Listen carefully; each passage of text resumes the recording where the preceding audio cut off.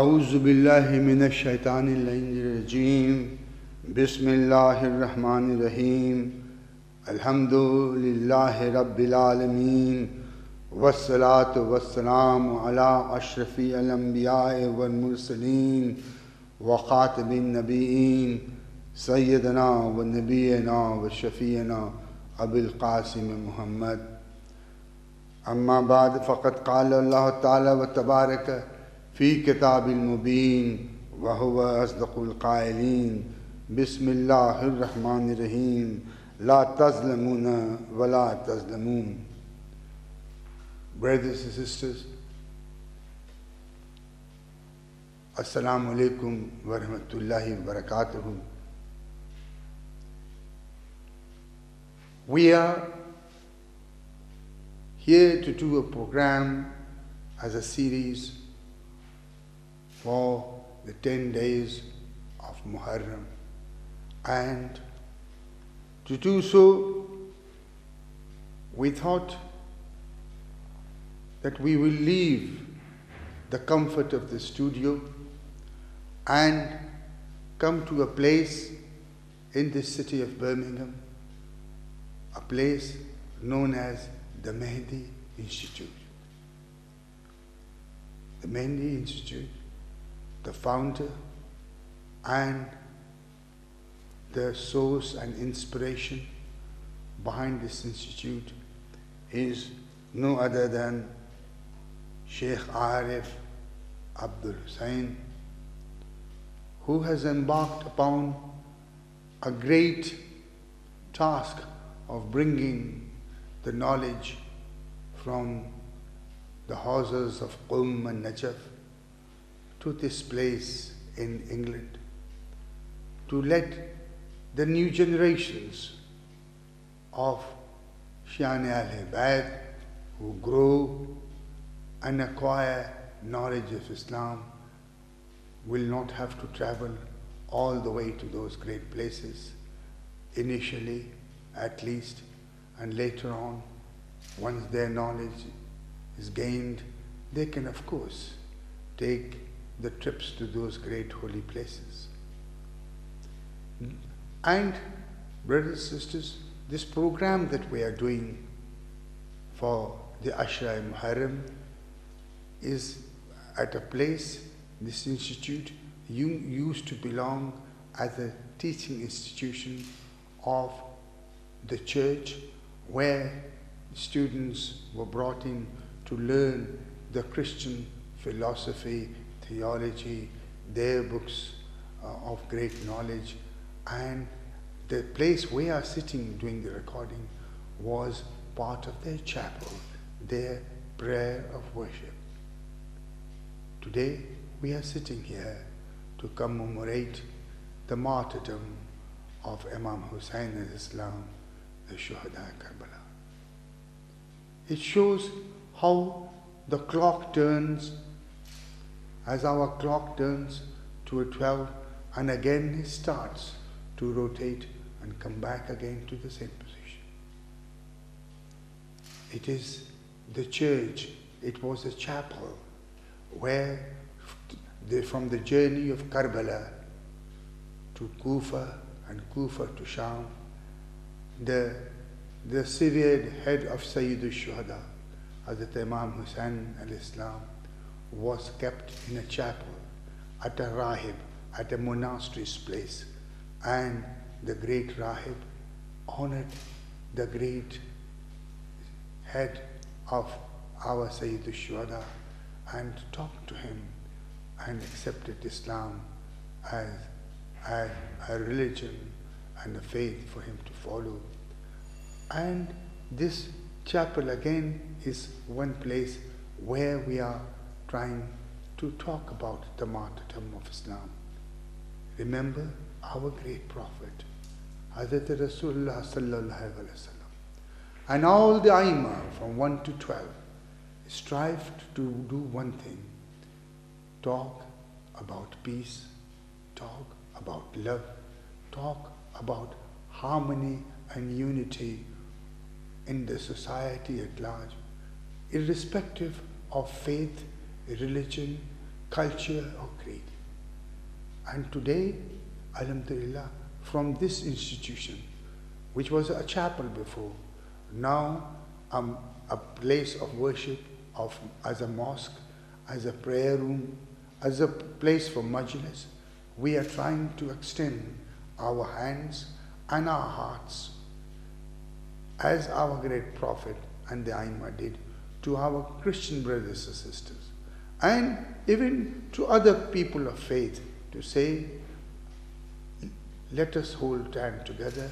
If we are not brothers in faith and religion, then we are brothers in humanity, and that is the position Islam has always taken, and that is the position for which Hazrat Imam HUSSAIN al-Islam embarked from Karbala, from Medina, to his journey towards Karbala. And to talk about that, we would like to wish Sheikh Arif that may Allah subhanahu wa ta'ala give him all the strength and his blessings, that this institution, this Mehdi Institute, flourishes in a way that great scholars come out of here to spread the gospel of Allah subhanahu wa ta'ala. That is the gospel of love, the gospel of peace, the gospel of justice. Alhamdulillah. Now, to talk about all this, as I recited the ayat from Quran, Surah Baqarah, ayat 279, where I read two simple words, La tazlamuna wa la tuzlamun. Do not become cruel or side with the cruel. Do not be a zalim and side with side with the Muslim, the one who is being the sufferers. To take this topic and broaden it out and look at the martyrdom of our great Imam, Sayyid al-Shuhada, Hazrat Imam al-Islam, in the battle of Karbala. I have with me an opportunity to introduce to you a great scholar, a great mind, a great writer, and a wonderful speaker, a wonderful presenter of truth and knowledge, in a gentleman that we know so well over the television here, is Chris HEWER. Chris, Assalamu alaikum wa rahmatullahi. It is my great honor and pleasure, and I'm so grateful to you as well, of you bringing a depth of knowledge with you here that we can share with the people, the audience, which is actually right across the world on this Hidayat TV.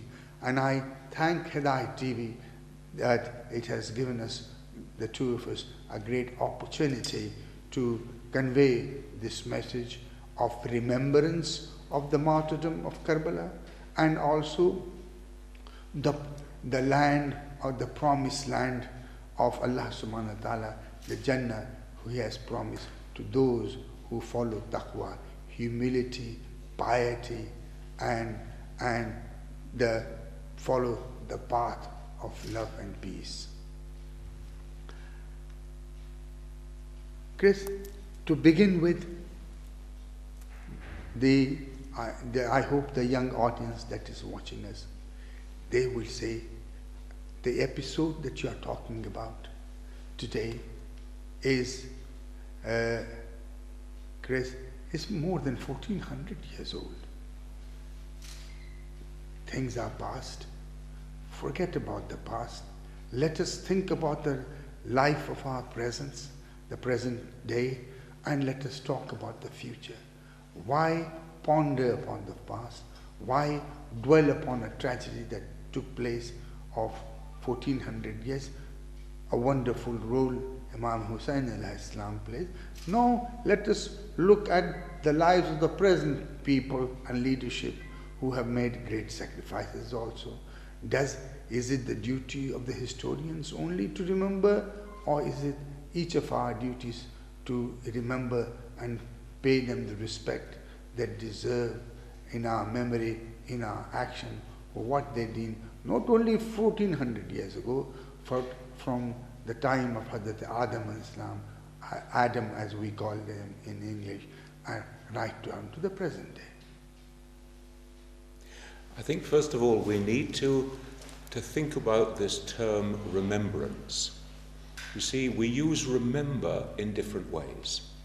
There's the simple reminder, make sure that you pick up some milk on the way home. Yes. The consequence of not remembering is not so serious. There's another level of remembrance in which we are trying to remember a piece of poetry or the structure of a language or a mathematical formula, and this is a fact that we try to get into our heads. But there's another much deeper level of remembrance, because this remembrance is an action not only of our mind, but also of our bodies, of our emotions, and also of our spirit. MashaAllah. This is the remembrance that we speak of when we talk about commemorating an event of a great spiritual significance in the history of humankind. So in all our religious traditions, there are things that we should remember in this way. Now, let's push it a little further. You see, we think from our human perspective that the events of Karbala are 1400 years ago. If we look at it from God's perspective, God is outside time. MashaAllah. God is not limited by time in this way. So the events of Karbala are present at this very moment in God's sight. MashaAllah. So we are remembering a present act. Then we can go one stage further, because we are spiritual beings. God has breathed the divine spirit into us. This enables us to have a relationship with God. This means that when we enter into a spiritual act of remembrance, we are actually entering into God's time and not our time. MashaAllah. And so we enter into the present as well. So Super. we are reliving that moment. This is what we mean when we say that every day in our current lives, every day should be Ashura. Every place should be Karbala. And we remember that by re-entering into it, by reliving it, day by day, hour by hour, during these days of MUHARRAM. So it is not just a mental act that we think about it, what would the sequence, oh yes. It is also a physical act. We make procession, we attend majlis, and so on.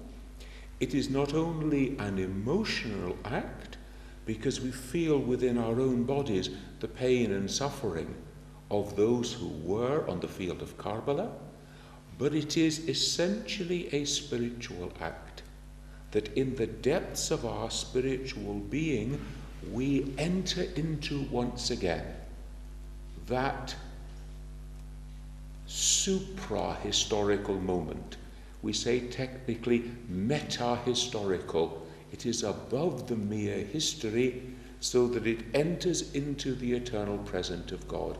That's why we need to remember, so that we are lifted in our spirits into this communion with God. MashaAllah.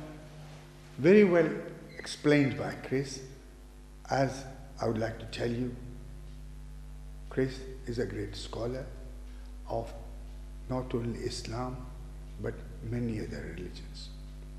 And he has done comparative studies of religion, and the depth of knowledge of Islam in Chris is phenomenal. And Although coming from Catholic tradition, knowing very well the sacrifices the prophets made in time, from Adam to Nuh to Ibrahim, and even our great prophet Hazrat Isa salam. The reason that Chris spoke about, we remember the martyrdom of Karbala, not just as Chris pointed out, as a historical event, but as a meta-historical event, spiritual event, physical and spiritual, both encompassed into one. And therefore, if we do that, we are in debt of those great historical, spiritual characters who paid a great price for the fundamentals of what they believed in with their lives and the sacrifices they made and the families made of the great prophet. Chris, there is one question. If we look at the life of our great prophet, Hazrat Muhammad Mustafa sallallahu alaihi wasallam, Maulai Kanat Ali ibn Abi Talib al-Islam, his great daughter Shahzadi Kaunain Fatima Zahra Islamullah, and those grandchildren whom he loved so dearly, Imam Hassan Mustafa al-Islam and Imam HUSSAIN al-Islam. Each of them made their sacrifices. Each of them gave all they had within them in the pursuit of the path and the gospel given by Allah for them to propagate amongst mankind. Each of them sacrificed, but each of them, their sacrifices, their hard work, their spirituality, they were different in ways, but the aim and objective was the same. If we look at, before we go on to Imam Hussain al-Islam, his great brother, Imam Hassan Mustafa al-Islam, is declared the man who made peace with the tyrant, the ruler, the power-hungry person in Muawiyah, and his younger brother, Imam Hussain al-Islam,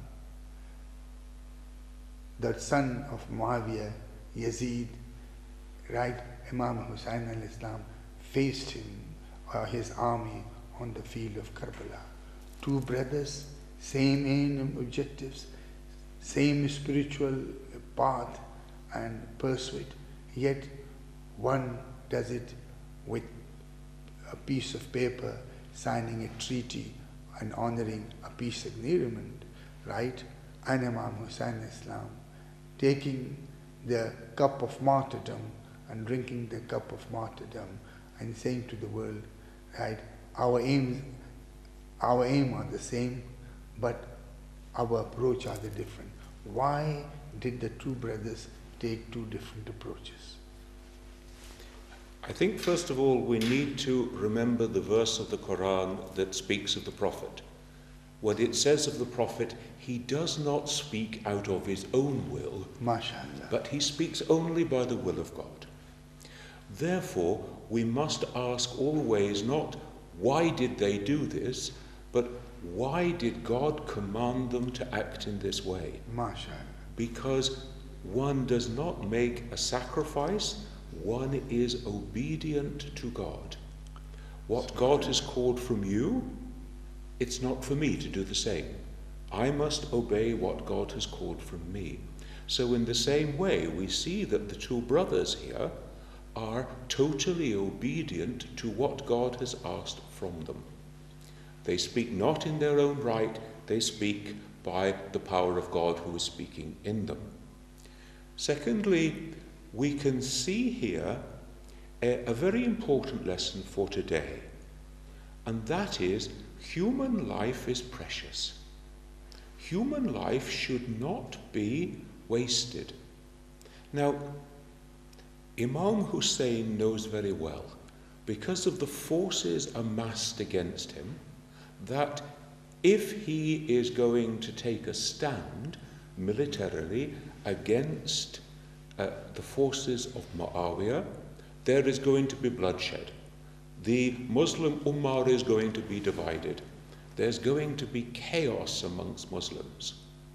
And so therefore God does not will that this division should take place, that this wholesale massacre should take place. And so Imam Hassan follows the course of peace. That is the way he is called by God. Do not accept the unrighteous claim of Muawiyah. You are still God's chosen, you are still the Imam of this time. However, make peace with him so that human life will be spared.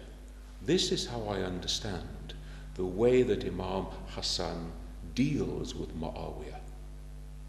And indeed we can go on to say that after his death, his younger brother Imam HUSSAIN follows this procedure. He also wants to avoid the unnecessary loss of human life. Human life is precious. It is not cheap. And in our own time, when we think of the industrialization of warfare in our own age, then we see that human life has been cheapened. And this is profoundly against the teaching of God throughout the centuries. Samay, the explanation given very eloquently by our brother Chris over here is the role of our great Imam, our second Imam, Imam Hassan Mujtaba. Just to remind you, the aim and objective can sometimes be achieved by war, but from the time of Hazrat Adam al-Islam, each Nabi, each Prophet, each Imam also did the same thing. If we can achieve the same thing, as Chris pointed out, by not having bloodshed, by avoiding massacres and killings, and if the same objective can be achieved by peace, then it is peace they will always take, and they are always taken. Remember, Imam Hassan Mujtaba alayhi salam achieved everything he wanted through that peace treaty, what he could have achieved by going into a battle against Muawiyah. He agreed with Muawiyah, and Muawiyah put his signature to the document that after Muawiyah's lifetime, the administration, the power will revert back to Hazrat Imam Hussain Islam, and the Khilafat Imam will be with Imam Hussain Islam, the rightful owner as the custodian of faith from Allah subhanahu wa ta'ala. He achieved that through treaty, so why go to war? He asked Muawiyah that whatever the coffers, whatever comes into from taxes into the coffers at Kufa, all will be handed over to him so that he can look after the poor and the needy and look after the service of the people of those times. He also made sure that he asked Muawiyah, stop the abuses, right? Imam Hassan Islam, against his father, Hazrat Ali ibn Abi Talib Islam, which was taking place from mosques and pulpits in the regime, the time of Muawiyah. He achieved all those. And that is the greatest teaching in this modern day and age. If, as we speak today, the world is at war in one sector of the world, in one sphere of the world and the other, if we followed the teaching of Imam Hassan Mujtaba Islam, give peace a chance. Give peace utmost chance to achieve the solutions and not create battles and wars, because it always leads to loss of life, to loss of property, to loss of peace and harmony in a community. And as Chris said, Imam HUSSAIN al-Islam went out with the same purpose. But let me put this to Chris. Why is it that Imam HUSSAIN al-Islam signed the peace treaty with what you call Muawiyah, right? And how is it possible that at that time of life, when the tribes were fighting against each other, when the loyalties and was going towards Muawiyah because he had the power and the throne, why is it that still right to the end, even after being poisoned, the last words of our great Imam Hassan Mujtaba Islami was to us as a lesson: pursuit of peace, for justice and equality and the rights of the people is the best solution for you, and take up arms only when you have gone through every other opportunity that was available. So the question, very briefly, is Imam Hassan Mujtaba Islam agreed with Muawiyah, signed a deal. Muawiyah negated on his sign, and not only negated, he went everything that he has signed in the treaty, he undid all of them, right? Then the time of our great Imam Hussain al-Islam came onto this, on the pages, on the screen of history. And you will recall he had to leave his watan, his home in Medina, quite so reluctantly, where the grave of the great Prophet was, where the grave of his mother, Fatima Zahra, and embark on a journey which led to such a catastrophe, such a disaster, such a massacre, such a great sacrifice. And Imam Hussain did that with what purpose and with what aim? If we go back first of all to the question about Imam Hassan, remember the event in the life of the Prophet, because the Imams are always following and representing events from the life of the Prophet. And we know that the Prophet himself was rejected and driven out from Taif. And you remember that he has to flee and things are thrown at him and so on. And then we have recorded a prayer of his. And the key line from that prayer is to say, "Oh Allah, if it's okay between you and me, I don't care what has happened. I don't care for the rejection of the people." Now, if we take that motif forward to Imam Hassan, what it is saying is, if you know that you are the chosen of God, you have nothing to prove. You don't have to stand on your dignity. You don't have to be belligerent, because it's okay between you and God. And I think that this is Imam Hassan saying, God is at work, I am God's obedient servant, I do not need to stoop down to lowly means. Now, if we then move it forward again, as you say, to Imam Hussain, Hussain follows the pledge, the treaty of his brother with Muawiyah. He still honors it. He still honors it, yes, until it is broken. Not by him, but it is broken by Muawiyah. And Muawiyah appoints Yazid, his son, as his successor. This breaks the treaty. Now that changes the whole dynamic. And from that time onwards, we need to be asking the way that Imam Hussein, in obedience to God's direction, pursues the cause of justice. Yes, he leaves Medina, the city of the Prophet, the graves of the holy ones of his own family. Now, I do not want to desecrate.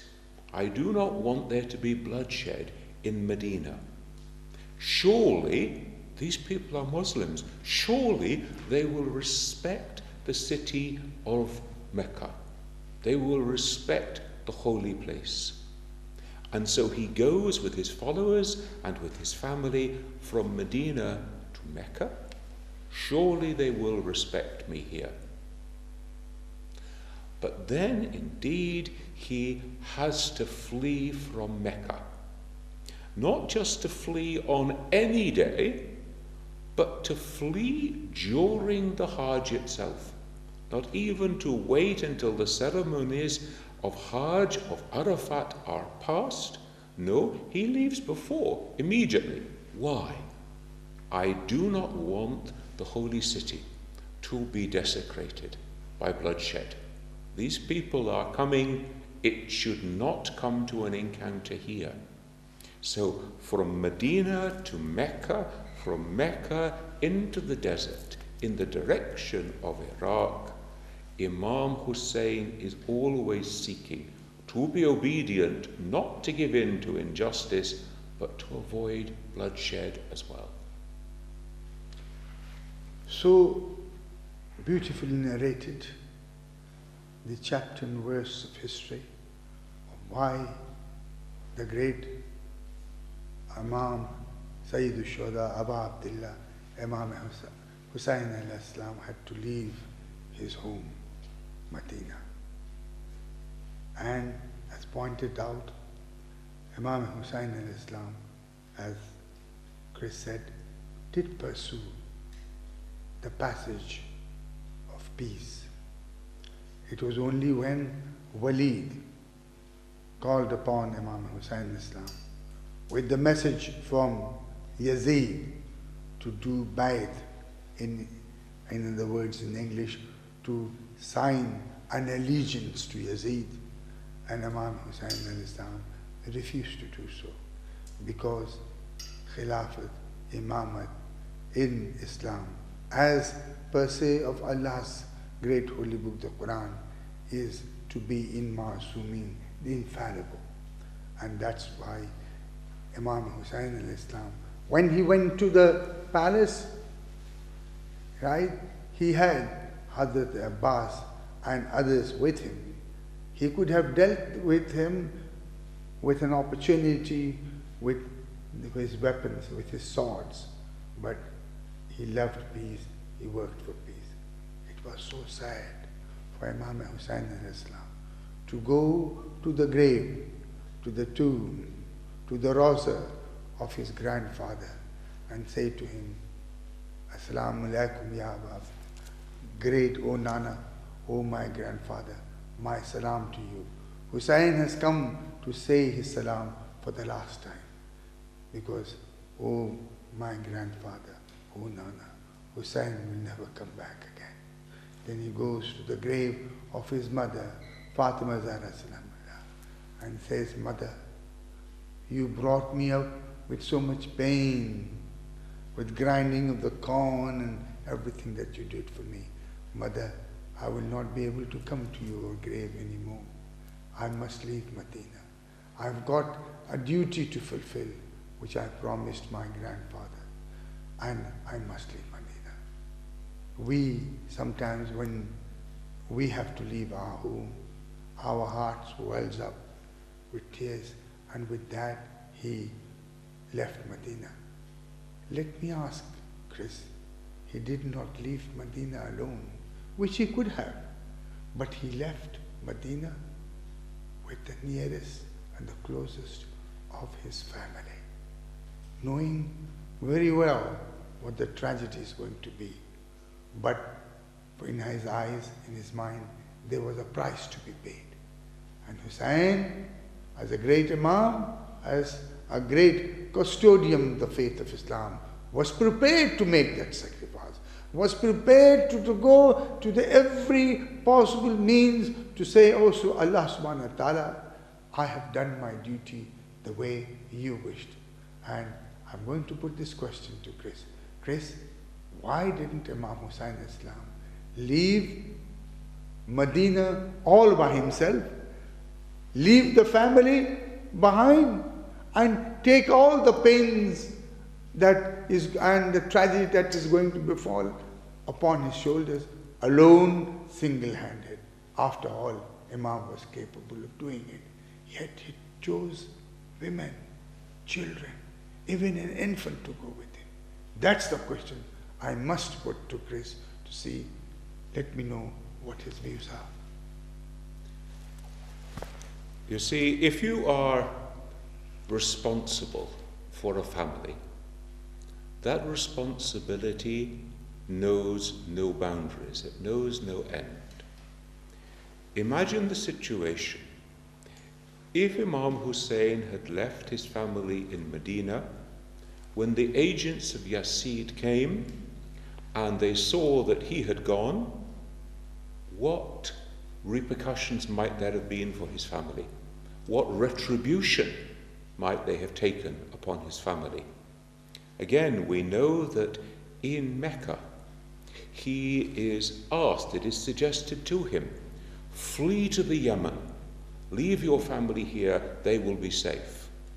But again, he refuses, I will not go, because if I go, there is nobody to protect my family. So it is the responsibility of the head of a family, the father of his children, the husband of his wife, to protect them and to see until the very last, to the extent of his power, that they are safe. Secondly, I think it's very important that Imam Hussain goes toward Karbala not in a euphoric cloud, but with his eyes wide open, because he knows that from the moment that Yazid calls for the Pledge of Allegiance, that we have now reached the breaking point. Because if the Imam of the community pledges his allegiance to a tyrant and a despot, other people will follow his example. So it was absolutely clear in his mind, I cannot do this, whatever the consequences. And with somebody like Yazid and his agents, the consequences are not going to be good, either for him or for his family.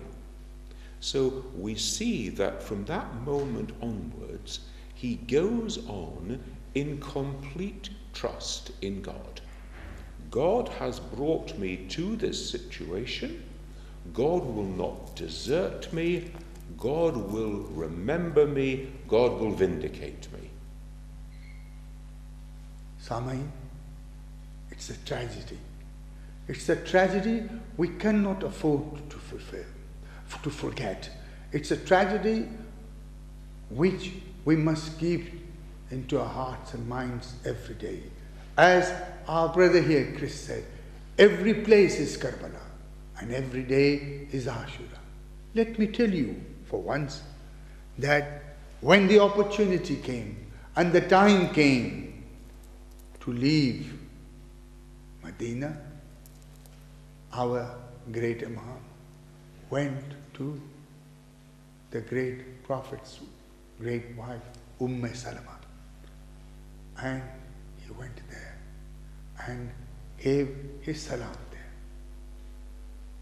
And Salama, Janab Salama, knew why Hussain was there to see her. And Salama gave, he said, O Hussain, do not go. Do not go, for we know the tragedy that is going to fall. And our great Imam said to Salama, I have a great promise to fulfill. I must go. And Imam Hussain al-Islam left Medina in a magnificent way that the Imam does. He asked his brother Abbas, Imam, his great brother Abul Fazl Abbas, that prepare for the departure of the people. And Imam Hussain al-Islam very carefully made the list of the ones who would accompany him. Each and every one of them who accompanied Imam on his great journey were the ones who gave such an example of honor, of loyalty and sacrifice that today their character, their sacrifice, everything there is without a blemish, without a crime. And Abbas came, got the caravan ready, then came the time for the people to embark upon those and upon the journey. And remember, he took his sisters, Zainab and Kulsum, with him. But in what way? Every non-mahram, those who were out of the family, they were removed from the sight, that nobody's eyes should even go towards them. And were under the cover, protection of Abul Fazl Abbas. They went onto the backs of the camel. Once done, then at the end, Hazrat Imam Hussain al-Islam and Abbas al-Islam today covered and made sure that the great lady, the light of Islam amongst the women in the field of Karbala, Zainab Saniya Zahra, was to climb on to the camel. But one person was to be left behind. His beautiful, his loving, caring daughter, Sohra, remained behind with some purpose. And thus the journey went. But remember that journey, when after the field and battle of Karbala, Zainab remembered how in a great way they departed from Medina. But when Zainab was to leave Karbala, her hands were tied behind her neck. Sayyid Sajjad, the son of Imam Hussain al-Islam, Zainul Abidin, had hands tied, feet shackled, and the army of Yazid had their weapons ready with the slaps on the face of Sakina, Ruqayya. They left Karbala with the martyrs of Karbala lying on the field of Karbala with their heads separated and body there. What a journey to begin with in Medina, and what a journey to bring and to start from Karbala to Kufa to Qam. And that is why when Zainul Abidin al-Islam, our great Imam, was asked, what do you remember most from the episode of Karbala? Where did you suffer most? He said, Asham, Asham, Asham, the humiliation through which the household of Prophet were put through. In the palace of Yazid was so horrible that the Imam always remembered it, that was the great day of sacrifice on the 10th of Muharram in Ashura, and on the day they were presented into the audience of Yazid in Sham. May Allah subhanahu wa ta'ala give you the tawfiq, the ability to remember the great sacrifice of our great Imam. May Allah subhanahu wa ta'ala give you the quwwat, the energy, the strength to pursue the path of peace, to pursue the path of siding with those who are being tortured, on whom cruelty is having its effect, and to stand up against the ones who are cruel brutal dictators of their time. May Allah subhanahu wa ta'ala give you and all of His blessings upon you and upon your household, upon your children, and all the ummah of our Prophet in this world. And may Allah subhanahu wa ta'ala, through the mercy and the sacrifice of Muhammad and Islam, the pursuit of peace, irrespective of religion, caste or creed or color, may prevail on this earth. So, Assalamu alaikum wa rahmatullahi wa barakatuh.